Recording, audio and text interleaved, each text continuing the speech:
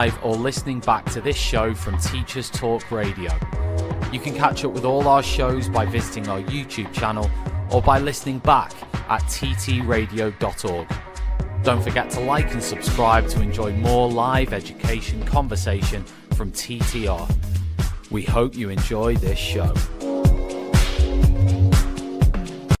Outstanding, a world-class vision, a world-class this. I'm a real leadership geek, honestly. I've spent my whole career reading books and chatting to people. I just find the whole thing and the announcement, the way it's been announced, bizarre. If you could move away from a model where teachers are so intensely focused.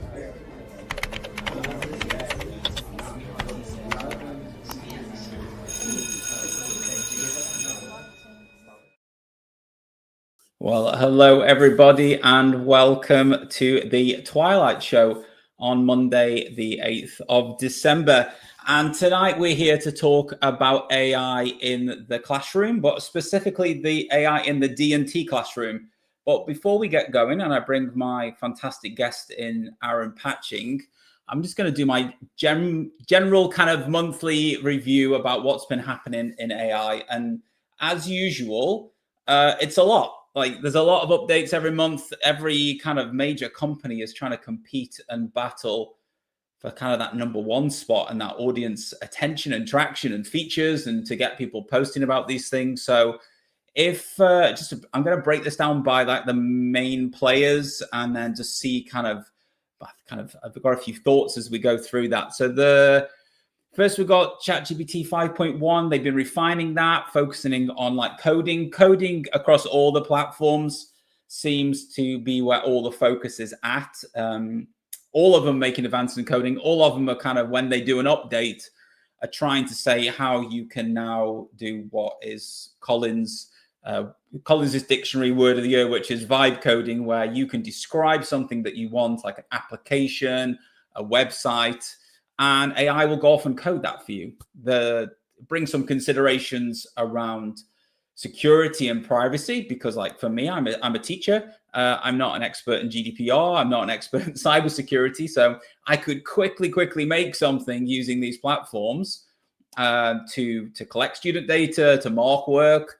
And suddenly I could end up in some tricky ethical and legal waters if I don't start building the right protections in there. So you can build cool stuff. I think maybe me and Aaron, we both do. So we'll chat about that tonight, but a little focus on how we do that safely and kind of keep that within kind of our comfortable zone. And as we spoke about a little bit last month, the agent browsers are here. So Atlas is now, I think, rolling out to Windows PCs now, or it's definitely these agent browsers. I got an advert from Perplexity the other day telling me to download their agent browser, which is kind of encouraging more people to install like something like a web browser that goes off and does things on your behalf, and can come again with concerns around privacy, because if you give that access to go off and book you some cinema tickets for Wicked or something like that, you might access your credit card. It might going through multiple steps and passwords and usernames.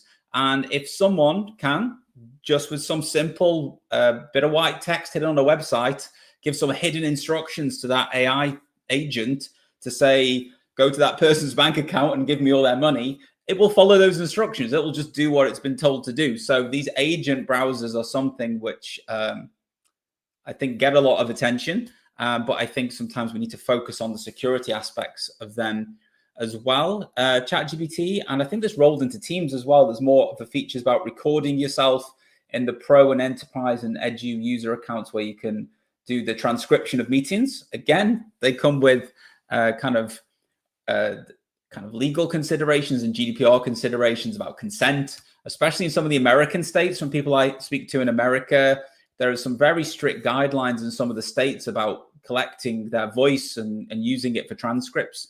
So again, with these tools becoming more and more kind of just included in these platforms, we need to be a little bit always consideration of the ethical side of these as well. And ChatGPT has launched a version for educators that hasn't hit me yet. I'll ask Aaron if it's ended up in the UK yet. I think it's maybe more in America at the moment, but Romania, where I'm based, it tends to trickle out quite late over here. Usually like 2 weeks to a month behind with most of the features. And from what I've read when I was doing a bit of an explore about OpenAI today for the show, was apparently, or maybe tomorrow, could be an announcement based on some leaks and their current panic around the code red with Gemini kind of getting a lot of press at the moment. They might be announcing a slight update or even a new version of ChatGPT. Again, that's just leaked rumors that I've picked up on today, but you might hear something tomorrow. Let's see. And then let's move like with Gemini and Google. So lots of traction about Gemini, Gemini 3 and Nano Banana Pro. Nano Banana was here before, but they've updated it with a model which produces much better pictures, handles text very well. And I think it's been annoying some people because they've baked that feature into something like Notebook LM, and people have been making infographics out of them with large sprawls of text which it can handle. And there's been a bit of a debate online about infographics and whether people should be drawing them themselves, if these are infographics or not.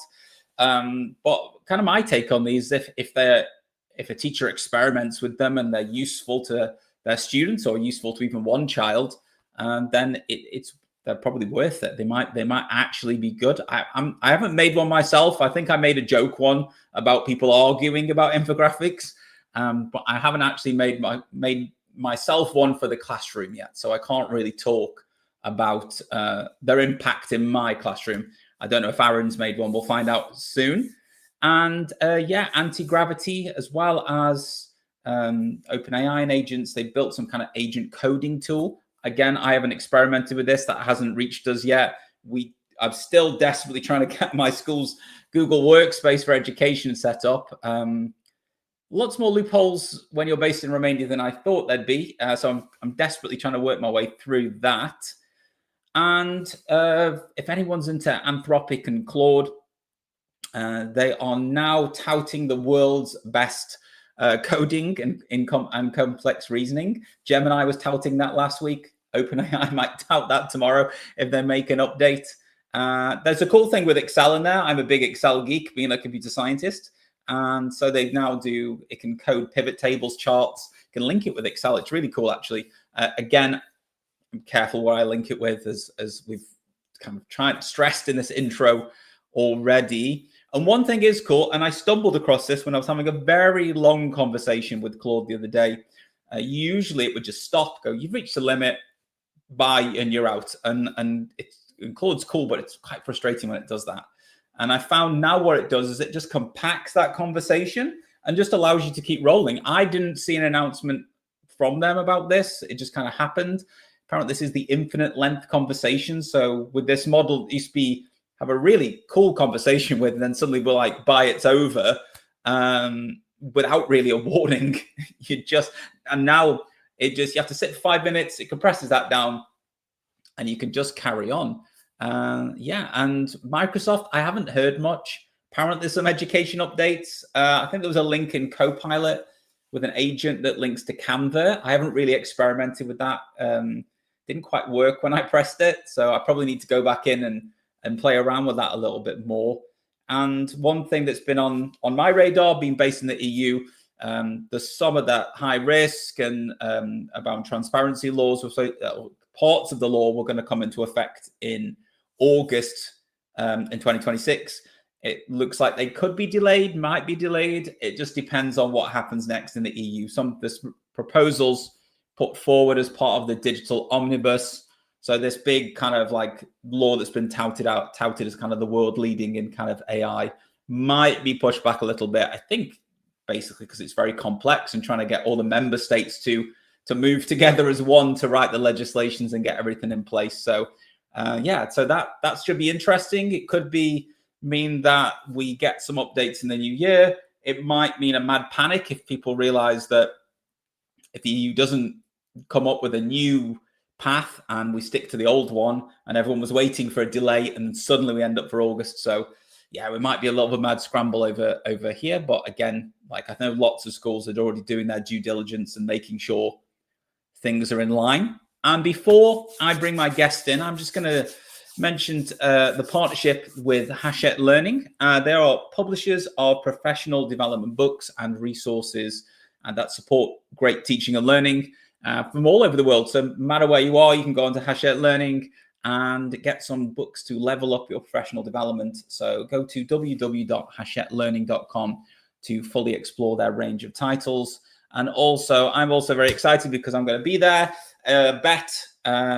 So Bet will be there Bet is in the UK from the 21st to the 23rd of Jan in the Excel Centre, London, with workshops, thought-provoking speakers, and hundreds of hours of CPD throughout those two sides of the hall throughout the few days. And yeah, cutting edge technology. I go to see it, experiment, play, take some things away. And yeah, there's no opportunity like it for educators. So you can get your free tickets. You need to go to uk.betshow.com. And without further ado, I am going to bring in the fantastic Aaron Patching. Hello, Aaron. Hello. Thanks for having me. How are you this fine? Well, I don't know. It's 6 o'clock for you. It's evening for me, afternoon for you. Late afternoon, I imagine. It is, yeah. It's been a mad dash. We've got 3D design mocks for the next 2 days. So I was at the table saw to the very last minute, jumped in the car, got home, kissed the wife, and then straight back on the laptop. So it's been a rushed one, but happy to be here, mate. Happy to always talk to you. I know, it's awesome to see you again. We haven't spoken in a good while. But I know you, but I'm not sure if everyone who's listening does. So can you tell us a little bit about yourself, who you are, where you work, what you do? Yeah, so I'm a lead practitioner for a single academy, actually, one of the very few still going, over in the Cotswolds, over in Cirencester. So beautiful part of the world. And I'm there to help modernise the school, but I do that part-time. So I do teach Monday to Thursday, and then Fridays I take to then go and teach and coach other teachers. I run insets, CPDs, workshops, and it was sort of all solely focused around innovation in education. But literally about 3 years ago, that sort of innovation obviously went down the AI path, and I fell down the rabbit hole and haven't sort of really looked back since, because that's sort of where all the attention's been, and what that can do for us as teachers, as schools, as leaders, and I've just sort of followed that path as it goes. So a lot of my outside of school time is towards AI and innovation and what sort of the future of education looks like, and then I then Monday to Thursday step back into the workshop. I'm trying to remember what brought us together originally for our first chat. I think it was VR headsets. I think no. Was it not? I remember we did chat about VR headsets, I think, at the time. We did. I tell you what it was, and it was because I remember I was racking my brain for a solution, and I was sort of reaching out to a couple of people on LinkedIn at the time, and you were sort of the main one I wanted to talk to, because it was about using chatbots with students, and it was just how do we do that safely? I was like, because it's a minefield. That it was the age restrictions. That's what we was talking about at the time. And it was like, well, no, if you're following the age restrictions, then you actually can't use them. And that was it. It was a sort of red tape issue that really meant AI was dead in the water to use in the classroom, student facing at the time.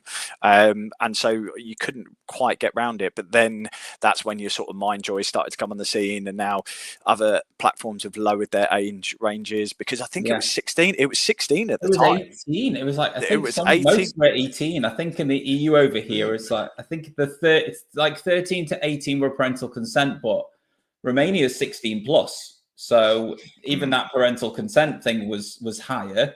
So you couldn't use it with the younger year groups. And but I think now with Gemini, with Gems, I think Copilot's 13 plus, if you put that in your school.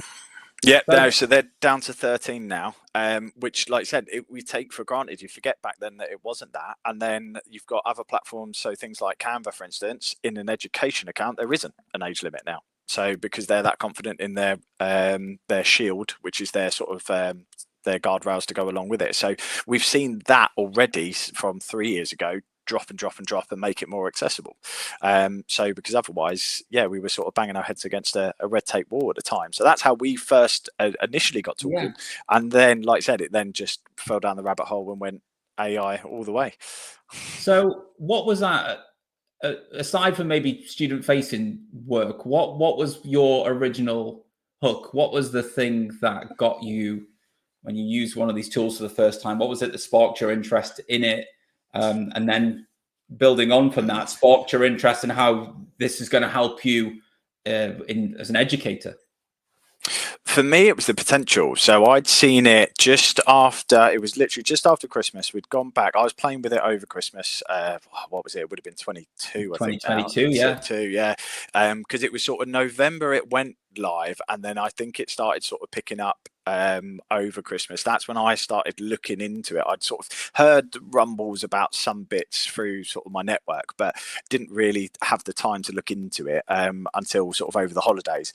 And then I come back in January after playing with it, and I went straight to my head teacher. I said, "You've got to see this." I was like, because we're going to have to think more about it, because at this point in time it was pumping out poetry. I think that was what everyone was getting hooked on at the time, and it was writing essays and that, and it was like, oh my god, 200 words just like that. And it just had this fear factor to some educators at the time, and I was like, look, we need to sort of look at this, start playing around with it for a couple more weeks.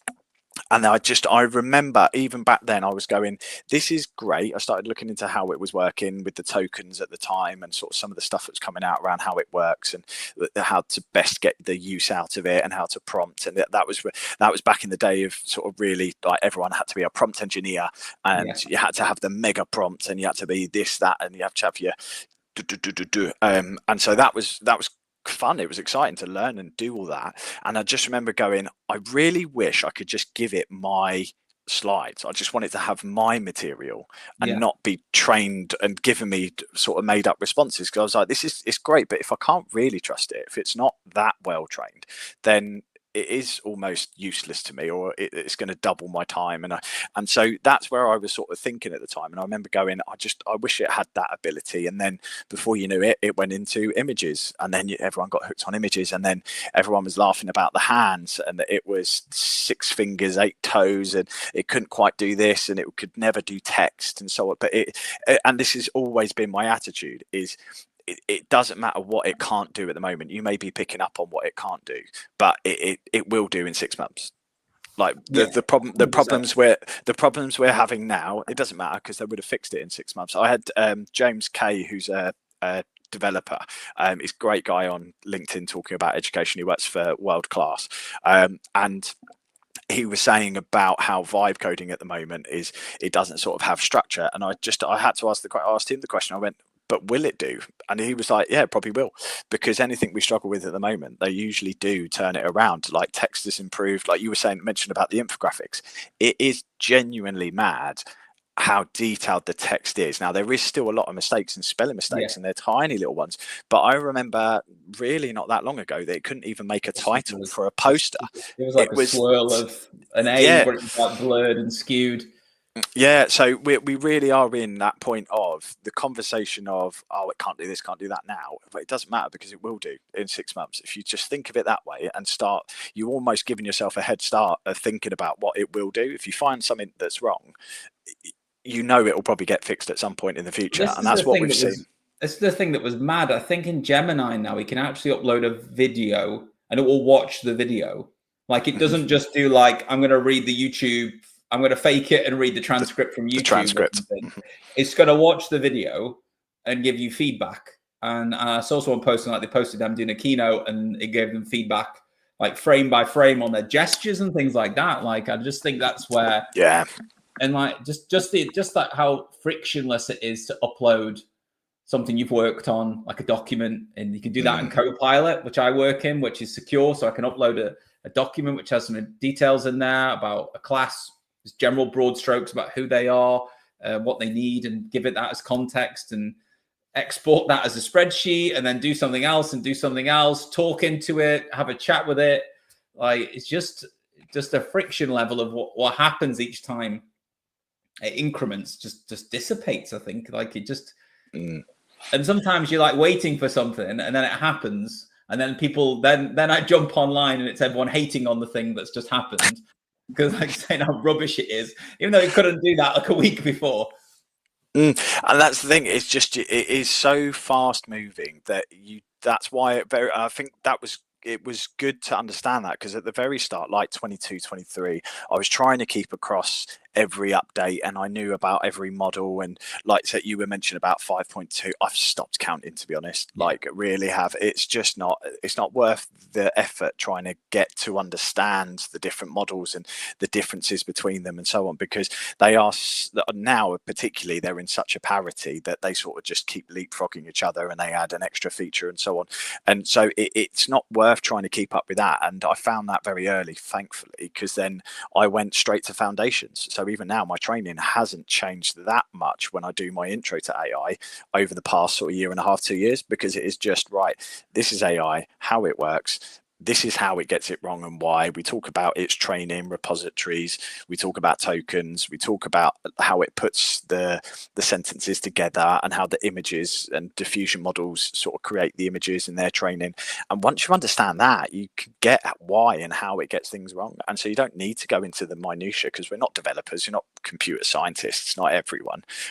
So as long as you have that foundational knowledge, then the using of it becomes a little bit easier. So in terms of your day-to-day practice, how would you say it's impacted the way you plan or maybe even deliver your lessons now? Has anything massively shifted from like before November 2022 and like now? Is it what's been potentially the biggest shift for you in terms of how you plan lessons? What role does it play essentially?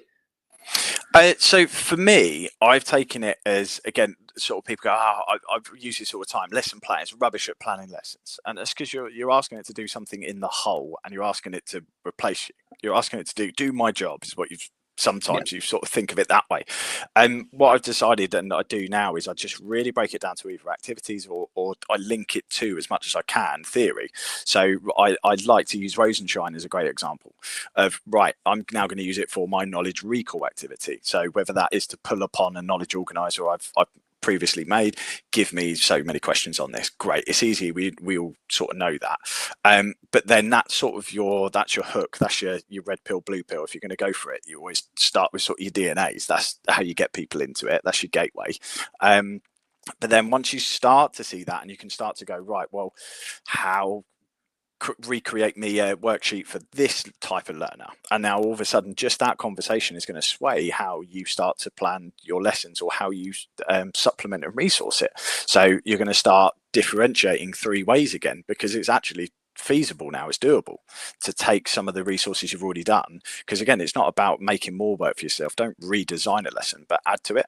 So try and create something that's going to help your ASD student, that's going to help with maybe potentially some of your dyslexic students. Like I said, these activities that seemed a bit far-fetched, that required a lot of work and effort to make, are actually one good vibe code prompt away from having an interactive model that you can just post into Teams or Google Classroom. Because once you start teaming them up that way, you can create digitally, you can share them nice and easily, and then you can get them out to students and in their hands much quicker. So for me, that I go back to it all the time. I've got this little wheel generator, which I can do. I did it not long ago. I did an entire lesson on it, and it just gives me, I'll give it a list of clients and people, products it needs to make, and then designers or a design movement it has to stick to.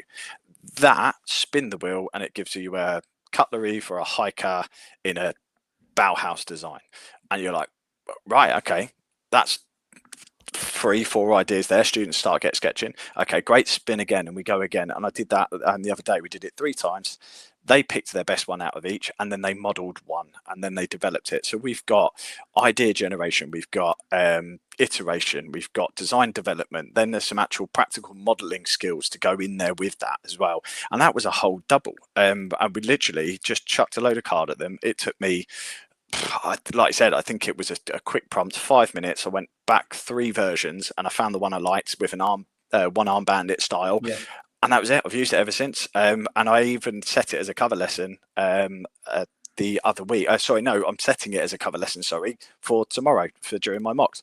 I was going to set it for a cover lesson, but then I didn't actually need it. So I was hoping, because I want to find out, can a non-specialist use that? Can they do it? Can I just give them that? Because it was on Canva, so I published it as a website. Can I give them that website link and just a set of instructions to go along with that?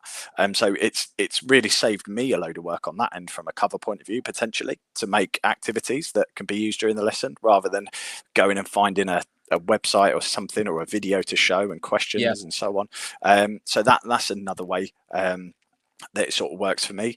But yeah, it's just little wins like that. I'll just take little activities. How can I digitize that? Not replicate it, not just put it online, but how can I innovate it? How can I make that better that I couldn't do before previously? So I'll tell you what, clients, there's another one, a client bot. I'm on the fence. I've stopped doing this now because of emotional reliance, because of anthropomorphization, link like humanism with it.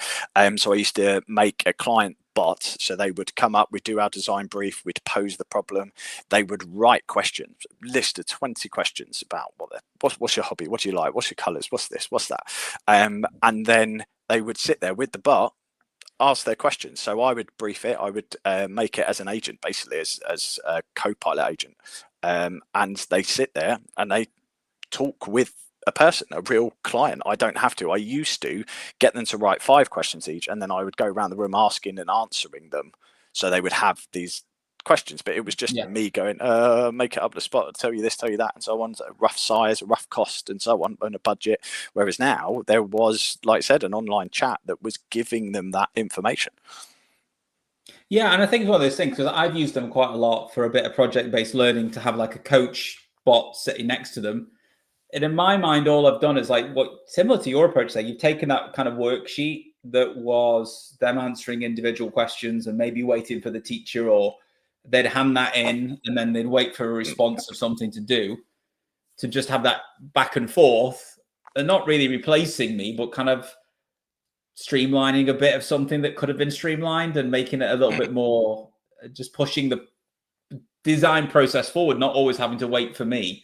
There's something else there to keep driving the learning forward. And some of the stuff you said, like I've recently done a lot of reverse engineering. So I've come to the end of a 4-week theory unit, and they're going to have a short exam. So I've got the Canva code things that I've made with all the resources and learning and questions and interaction stuff, basically copied that code into Copilot of all the 4 lessons, then got it to reverse engineer that into a revision guide. So I've already done the work, planning all the lessons and making this thing work. Now I can just repurpose something that I've already got in a lot more streamlined way than I would have done, and probably like a little bit better, because I'm a little bit more awake and not tired when I'm doing it. Well, that's it. You either condense 2 hours worth of work down to 45 minutes, or like you said, you do that task a little bit quicker and you go home earlier and you're well rested. Because that's the key, isn't it? Is that people are, what's best for this, what's best for that, and so on.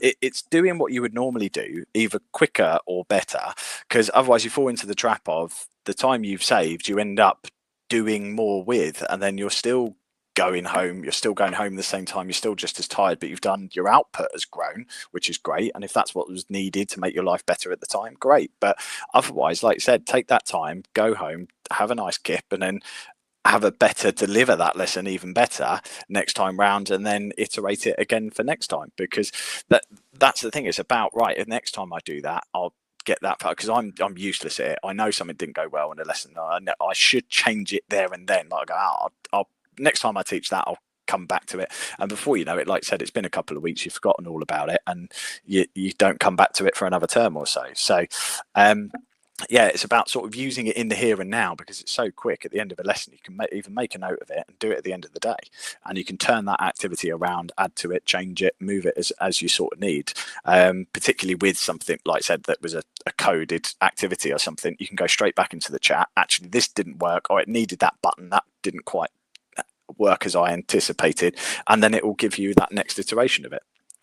Yeah, and I'm going to jump off my script, actually, of things I was going to ask you, because we've been inundated with comments online.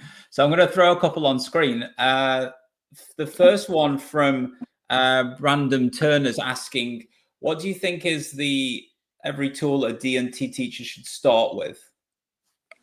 Oh, good one. I would say find a text generator. If you've never used it before, find a text generator and an image generator. Now, and if you're working for school stuff, from a data point of view, and Matt, you'll know this, like I said, you want to work within your tenant and you want to keep everything within your school. So if you're a Microsoft school, use Copilot. Get used to using Copilot. If you're a Google school, use Gemini. Get used to using Gemini. That should be your chat go-to. So you can, like Matt said, you can upload documents, you can keep it out of the training for that model. It's all protected within your enterprise account. And then if you are doing images, I would go with Canva. I am, just so everyone's clear, I'm an ambassador for them, a Canva ambassador, a very proud one. But they have removed their age. They've put extra guardrails on.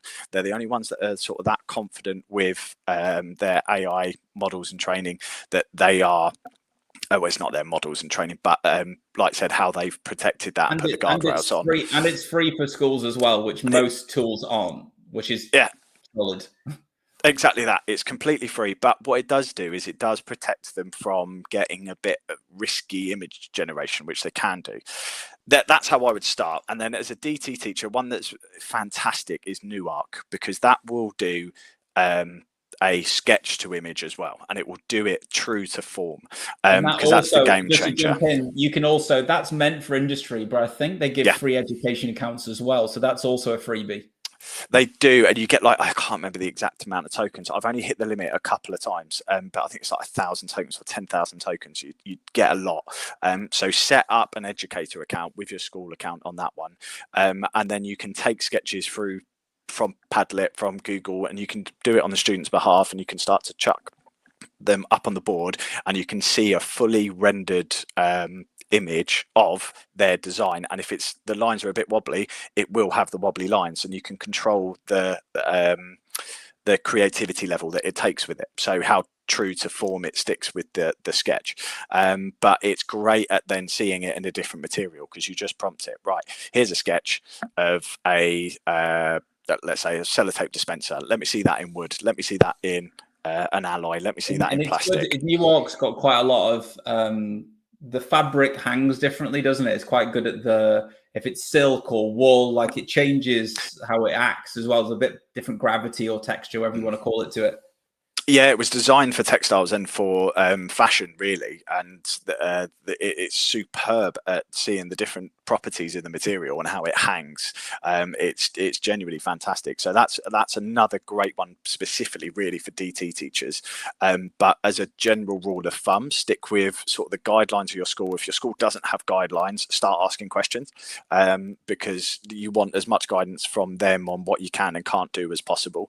And if they don't have any, then why not start up your own Vanguard group and be the ones that start setting it, of trying to sort of give a standard that everyone sort of follows.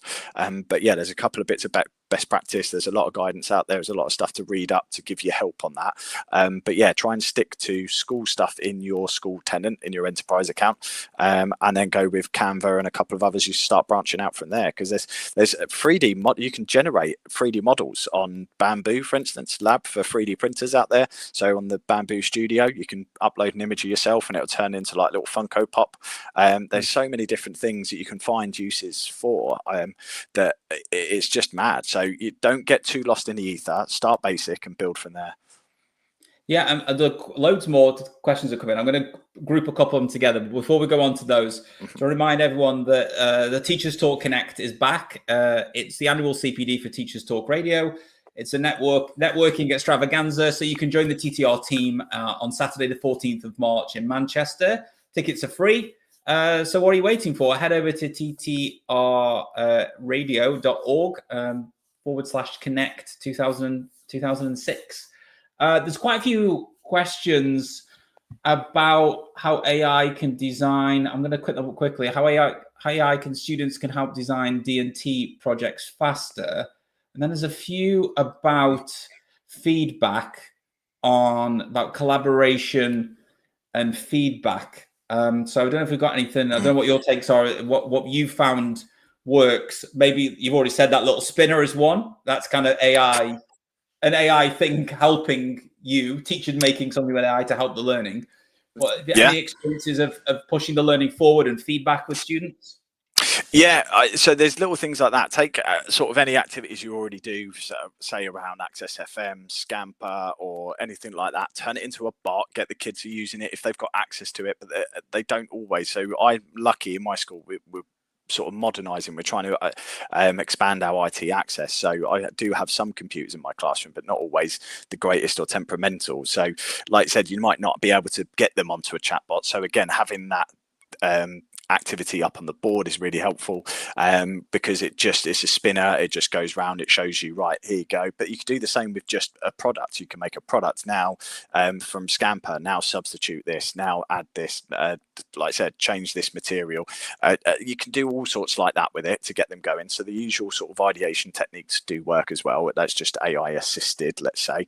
But the other thing is mood boards. So I do a normal mood board now. When we do a bit of research, they'll pull their pictures in, but they'll now do an AI mood board on top of that, because what I'm trying to do is I'm trying to build in some AI literacy, getting them to understand that they can go and make their own images for their inspiration to then create something that isn't already out there, or to test and see what it would look like in another material or another design style, because we've all seen the pictures of everyone as a Simpson, as a Muppet and so on. It does that really well. So ask it to create it in this style, that material, and so on. But as long as you then, the important thing is you get them to save their prompt with it. So that goes in underneath it. Here is the prompt, and this was the outcome that I got to go along with it. So you're building up that skill. But then they're creating a secondary, almost alternative mood board that supplements the first one. And it does all the things that they sort of thought about during creating the first one. So that's another way that it can help. And that's just skills that they're sort of very used to already, of finding images. But it's then getting them to think about, right, that next cognitive higher, what isn't there that I'd like to see? And that's almost harder.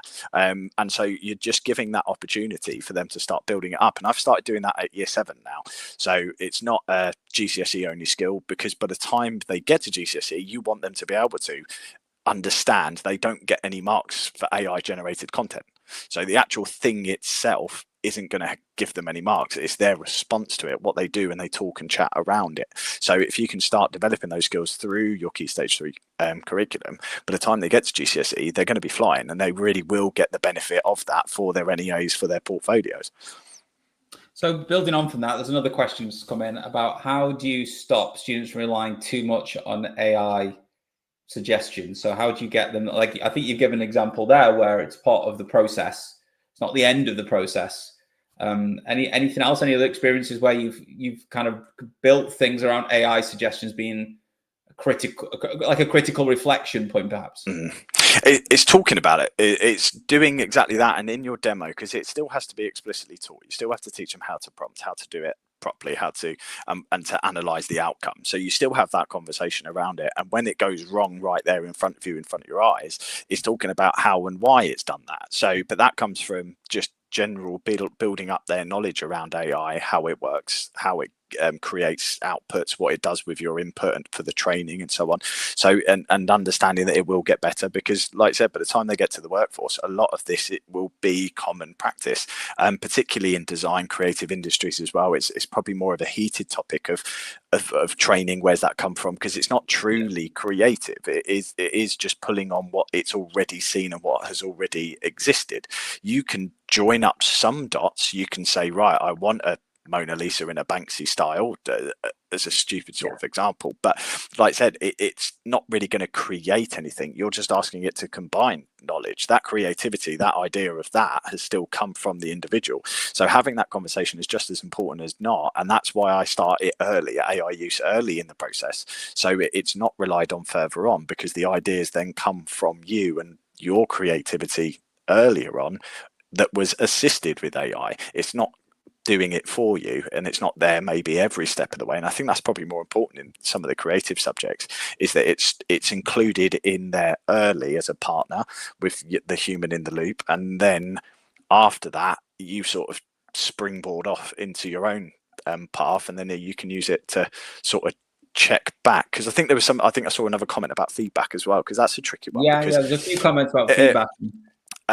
So again, it will give you what it knows. So again, it can follow Access FM, it can follow patterns, and it can follow systems really, really well. But it won't have a genuine thought. I mean, I've just started coaching recently being coached by someone for executive coaching, and the questions they ask are fantastic. We just had a really good hour-long conversation, but he was just listening and then posing a couple of questions in between, and that was so informative to get me thinking to come up with the answers for myself. That I sort of, the knowledge was there, it was nothing new, but it was revelationary to put those sort of things together. So if you can use it in that way, I think again that's where it comes back, but it's sort of having to prompt it to ask you the right questions. So again, it won't do it automatically, it will do it when you ask for it. So it's getting students to know how to use it well for that reason, and that only comes with time and practice, instead of just hoping they learn it from at home, using it for themselves, or seeing some of their parents. Maybe again, out of a whole cohort of 150, you may have 10 parents at home that use it to a high standard that maybe teach their kids, but otherwise you're just sort of hoping for the dark that they'll develop these skills, if not.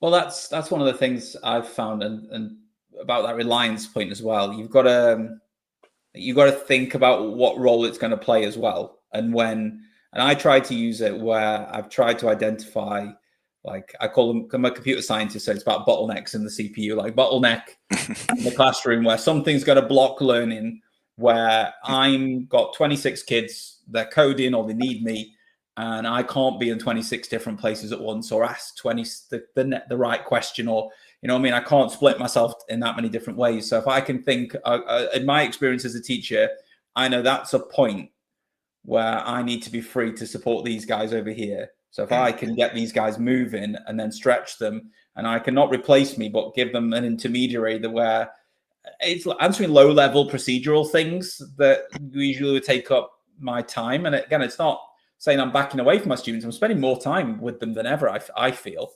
But it's about thinking through, okay, this is where it's going to be. This is this point, this is this point, this is this point. Like, and you've said you kind of thought through tactically where it's going to be. Yeah, and it just gives you that time back to put where you want it to be. And like I said, you're probably spending more quality time with your students, is what you've noticed. Like I said, more one-on-one time, and you've been able to devote some extra couple of minutes per student, maybe within a day, a lesson or a term. And that's something that really needs to be thought about and valued, because otherwise, is it all wasted on lower cognitive recall level questions, or actually can those be caught up by a resource, by a bot, by a handout, and then actually you're free to start talking about those higher cognitive skills and start to talk about explanation, evaluation, and getting students particularly to create and make as they sort of move up that ability level. It just makes it the time you have better quality with your students. Yeah, and I think that's one of those things where and one of the things about questioning is for those chatbot use, like, because we use, I still use a platform where I can track the conversations, and some of those kids have had 200 answered 200 questions in 4 weeks, 4 45-minute lessons. Like, I could have never asked that one child, let alone the 50, the 100, the 100 over here, the 80.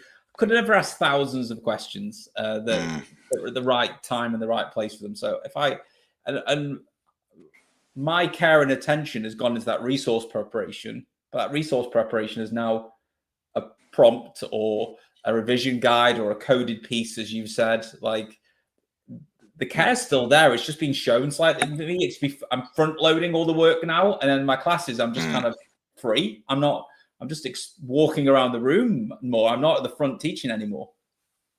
Yeah, and that's the thing, isn't it? Ben Whitaker talks about all the time about it's just jam-packed. The curriculum is rammed, particularly once you get to Key Stage 4. There's no room for application. There's no room for experimentation and playing around with things. And like I keep talking about creative subjects, but it's the same for art and drama and even computer science and science in itself. Like I said, we don't trust them to do certain things, or we can't let them do as many experiments as we like, say, in science, because they haven't had the time and the training to use the equipment in that way, or we wait until a certain age and so on, because we've got so much to rush through and get just crammed into brains that you don't have that time to really put it into application. And so, like I said, if we can save our own time, because I think that's the low hanging fruit is teacher workload.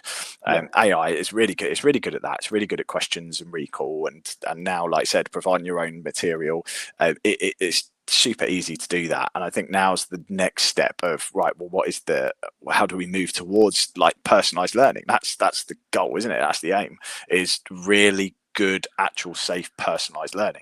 Like I said, the idea of an AI bot following you through your education years, all the way from primary to potentially university, master's, doctorate, whatever, it is going to have a great understanding. But do we want it to have that kind of memory over that kind of time? Do we really want it to follow us through? They're the kind of questions we answer. But that done well has the potential to be an individualized TA for everyone. Now, that, like I said, that really is future thinking, but it's there, that we've got the pieces. It's just whether we build it the right way. It's not a case of can it or if maybe this, if that, like it's possible.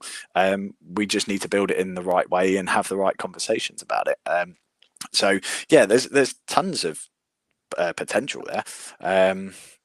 I can't remember what the question was that got me off on that, but yeah, that's the innovation, the future thinking. Before we head into the last part of the show, I just want to remind everyone that the show is brought to you in partnership with Hachette Learning, publishers of professional development books and resources that support great teaching and learning in schools wherever you are in the world. So if you want to level up your professional development, go ahead and visit hachetteLearning.com and explore their full range of titles. And what I aim to do with every guest as we towards the end of each episode is go through and talk about the different types of AI. We touched upon it a little bit, but we can now do lots of different things. It's gone multimodal. So if you were a teacher getting started, and we're talking like, let's say this is a chatbot for a teacher facing, where would you tell people to begin now, based knowing what you know? Just get used to using it. Like you said, is speak to your school. What are they allowing? And if it's Copilot, Gemini, something like that, then that's what you use, and then just use it. Start small, start conversational. Like I said, Google, I don't even know if this has been debunked actually yet, but Google did some research not long ago. The ideal prompt length is 21 words. And so it's not about having the best prompt and so on and using it correctly. It is about talking with it, having that back and forth. Don't just stop with the original prompt. If you're not happy, you keep going. No, that's not right, try this. No, put it in a table. Oh no, that's too long, go shorter.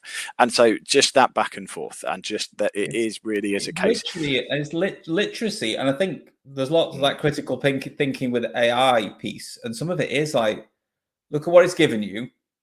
That's not what you wanted in your head. Yeah. How would you explain? Because you've explained what you wanted and it's not giving you what you wanted. So what did you explain wrong? And how do you need to rethink what you ask to get it to the next thing? So you've got to do a lot of reflections, a lot of literacy involved in that. 100%. So on some of my trainings, I do this now if I've got the time instead. There was a psychology assignment, a really early one, experiment of think of a box in a field with a ladder. And essentially, I didn't realize this. I just kind of sort of went with it. But then everyone else in the room, there was vastly different to what I was thinking. So I do that now with an image generator. Right, think of a box, think of where it is, a ladder, and so on. And then people describe that, and they go, well, that's not what I was thinking at all. So, and it just shows you how much detail sometimes you don't say, or you just think is implied. And I think that's why a lot of people give up, is because they put a prompt in and they go, I could do better than that. When actually, really, if you dig into it and you analyze it, you ask just for a paragraph on World War II. So of course it's going to give you a generic bland one. So like I said, think about that, of how you're putting it in, but that comes with practice. So don't get put off thinking you have to be amazing. 21 words, conversational, back and forth, back and forth. If you haven't spoken to it 5 times for a decent outcome, then you've given up too soon. And then moving on to images, we spoke about New Arc, which is free. We chatted about Canva, which is free. I think Gemini, I believe Nana Banana, probably so many is free in the education account, and Copilot, you can definitely use that image. So where would you say to a D&T teacher, where would you get going with images? What would be the first thing you'd try as a little experiment? It would, for students, Canva, and like I said, you can make images on there, but like I said, Nano Banana is insane at the minute. You can't argue with the quality of it, and it's even got Sam Altman quaking, sending emails company wide. So it genuinely is at the moment, I'd say, the best image generator. So I would play around with Nano Banana, asking for what you want. You might be eating those words in 24 hours. Infographic. I know I genuinely might be, but this is what I'm saying about that leapfrog. But for weeks now, Nano Banana's been there, and with the infographics, so I mean, even they sort of didn't recognize how many people would be using it. They took the infographic and the slides away, and now they've put it back. There is some limits on it, so if you're using an education account now, it's not as sort of free use as it used to be, but you can definitely get, like you said, some quality material out of that. So I'd say it's just a bit more advanced because it's got those less restrictive guards on it.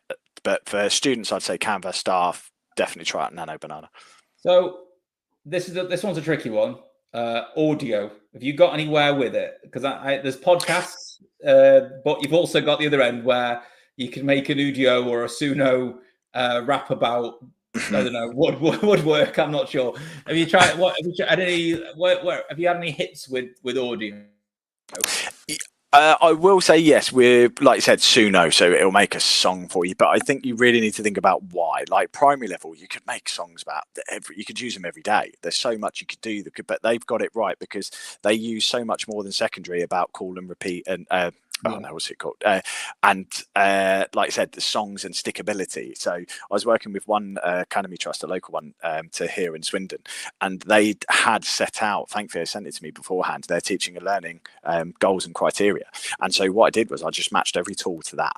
That was the session. It was everything. So I didn't talk about anything else other than what tool I used and why it was linked to their teaching and learning strategy moving forwards. And so one of those was about stickability, and it was getting it to stick. And so a song and a repeat, like I said, for that was fantastic. The example I used was levers, because it's really hard to remember which class and so on in between, and some of the examples. So there was a song about that really helped for them to remember it. I know there's some great ones on TikTok from maths teachers as well. I've heard the kids singing those. So there is a place for it. I actually seriously lost my voice 3 weeks ago, and I used 11 Labs to create. I wrote out my instructions for the lesson, and I was playing and pausing it. It was horrendous. I don't think that it's going to replace teachers anytime soon, but I genuinely couldn't. I had no. The words wouldn't come out. It was really bad. So I tried that, and it wasn't quite as I expected. But I mean, I could just imagine like a radio DJ and having some pre-made stop talking, sit down. Just a big welcome class. No, yeah, so that didn't quite work, but I think, like I said, with videos now and stuff as well, there's going to be some use cases coming out. Well, I was going to ask about video next, because I know that's emerging, and it's about 8 seconds as your max, and that for me is the biggest dice roll at the moment. Having made quite a few at the moment for a project I'm working on, you can, one time you're like, yeah, I'm on a hot streak here, boom, boom, boom, they're all coming out consistent, and suddenly it's like, huh? What? Like, how are you? Have you any use for them? Have you come across any online that you found any that have been decent? For me personally, no, I haven't dug into them that much, because I don't think they offer too much for me at the moment, and it would take a lot of my cognitive ability to go and learn and find that use case at the moment. But Trudy Barrow has some fantastic examples where she's taken some of her old portfolio sketches, and like I said, she has put them in a way that they'd like 12. So it's like dresses, a lot of them are dresses, and it brings it to life. Yeah. And so there's so many more. And this is the other thing, we get caught up on teacher use cases. Start looking in other industries. Start looking for what is, if you're looking, the Coca-Cola advert, it's entirely AI generated. If they're backing it and they're trying to find ways to sustainably keep jobs and put money into it and so on, they're not doing it to shortcut. Look at what other industries are doing and what are the use cases they're finding. And like I said, is it possible to start making, so this is the only thing I think for the talking heads, make your course, like if you're going to really get into flipped learning, like really make a course that you can track with videos of yourself, use your image if you want, and like I said, put that together for a tricky component of work that they go away and they have you haven't even got to record yourself, you just put a picture in with a script that you've written, that you've used AI to help you get there. So once you start stacking these tools, I think that's where there's potential cases for it. But again, it's one of those, it just takes a bit of opportunity, cost and time at the start, and then it's a resource that's there to reuse and reuse over and over again. Now we just got over 5 minutes, so we're going to dig into our favorite thing at the moment, which is AI coding. So Yes. go for it. So I love it. It's so good to make just a quick little thing. That's it. And I think that's the beauty of it for a teacher, is just, I want a thing. I want something that's going to work for me. Like I said, that wheel was the thing that really, I just use it again and again and again, because it's so easy to chuck it up. The kids love doing it. They love using it. It's superb for that. And for anyone who uses, like in their tutor times, Hurdle and Wordle and any other times games and stuff like that, make some of your own games. Like, the kids love it. Again, just one for the whole school, whole tutor group up on the board, because it's going to give you an idea of what vibe coding can do. Because what I'm trying to do is I'm trying to understand now, right, how do we actually make real life platforms and apps that are useful? So I know you've been digging into it. Alex Gray, for instance, he's come up with an entire platform. So we're actually trying to make our own online, our own sort of centrally hosted, whether we do it ourselves locally or online, I'm not sure, because there's so much red tape around it at the moment anyway, about how you sort of actually deliver on it. But we're going to have one where it's our tutor tracker. Now, it's a huge, absolutely massive spreadsheet. It gets clogged all the time. It's slow because it's so massive, and people go on there and crash it. But actually, I can see from Google Studio what it would look like, and I can make something. I can make a dream of what that platform would look like for us as a school. We've just got to work out how to host it, essentially, and do that safely. Like, a little problem, like the form tutor came through the day and said, we've got a winter bazaar, we've got a big school winter event where people have done entrepreneurship, they built a product, and he just needed something where the kids could keep track of where they volunteered and who's going to be where and when. And because in Canva, he came to me like, I'm going to subscribe to this website. I said, like, this is a GDPR nightmare, this website, do not touch it. Let me see if I can build it. And because Canva can connect to like a spreadsheet now in the background, I managed to make something where a kid could type their name, it goes into a safe little spreadsheet, it can tick a time, it takes it off the times because it senses it's already in the spreadsheet, and the teacher can delete it, and it removes that kid and pops that time readily available again. I can just give that to his whole form class. They'll just come up to the board one at a time, type in the name, what the shift's going to be. He's got a spreadsheet, made a mistake, delete that, freed it up. And that was just a little experiment. Like, do you know what? Maybe you don't need to spend £200 on a website. Maybe we could knock something off ourselves. It's like, we're not going to market. We haven't got an MVP. We're not going to make $1 million off it, but it's solving a problem. Yeah, and literally, I thought about it the other day. I've come up with another one that I'm going to try, and this is DT specific. It's a portfolio builder. So I want a platform where I can give it to students, give it out to them, and I can break it. It's broken down into sections for like your NEA, so whether you're GCSE, 3D design, or whatever. But they can then just upload random pages at a time, sketches and so on. But what it will do is it will collate that for each student, and then it will just put it all into one doc and PDF at the end. So when you're ready for that portfolio, boom, gone. So if they lose pages or they forget a folder and so on, like, because again, you think about things you do already. If you're sitting there taking pictures of pages to back them up and so on, or if you're trying to scan them through or whatever it may be, how can you make that easier? And if you can get them to digitize and then submit it themselves, and you've got a central store on your own platform and app, and you're one button click away from a PDF export, that's a great idea. Do you know what I mean? Again, you're talking hours saved at some point, whether it's at the end of the school year or further along, a little bit closer to home now. But like I said, if you've got an idea for it, vibe coding will bring it to life, and a lot of them will be usable. That's why I say small. Start small, because they'll be usable right there and then. Little games and quirks here and there in the classroom, and that's sort of the bug to get you going. Don't dive straight into platforms and apps that you're going to try and deploy. But yeah, really dig into it. And like I said, Canva Cove is superb for that, of just making those quick little games and widgets, because you can publish those straight away, put them as a website, send it out, and then you've got everyone using their own version of it, and it's easy. Or you put it in a design and share it via the classroom. They're just dead easy, quick little wins of just making activities. And so there's little flashcard bits you can make as well. Yeah. Again, there's design games you could put together, or like I said, some Scamper things, or you can test them and get them to be, like I said, knowledge applicators, and they can give direct examples and briefs and so on. You could do that all day long, like I said, and you just look at your lessons and think, right, how can I innovate that activity? Not just put it online, but what can I do?